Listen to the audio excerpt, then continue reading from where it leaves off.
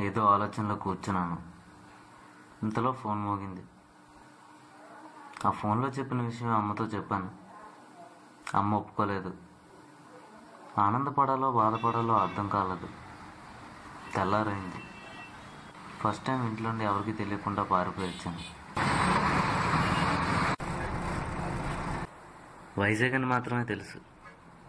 Address కూడా ఫుల్గా తెలియదు. వైజాగ్ అని ఏ బస్సు ఎక్కుతున్నానో తెలీదు.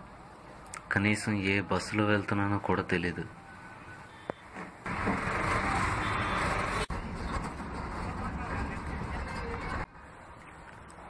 ఎక్కడెక్కడ తిరుగుతున్నానో కూడా తెలీదు. కనీసం జోబులో 100 రూపాయలకు మించి ఎక్కువ డబ్బులు కూడా లేదు. కానీ ఆయనకు ఏదో ఒక సాయం చేయాలనిపించింది.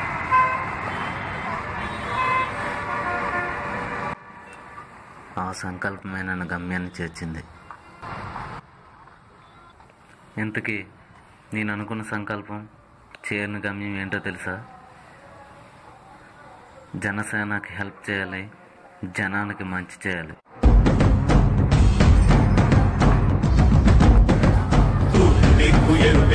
మార్పు కొరకు తల ఎత్తి ప్రశ్నించే హక్కే ఈ జనసేన. కళ్ళు తెరిచి ఎలుగెత్తి గుడ్లు కడగ యువ శక్తి నిలదీసే హక్కే ఈ జనసేన. నలుగుతున్న జనఘోషకు సమాధానమేదంటూ తగులుతున్న నిలయాలను సమాధి. జై జనసేన.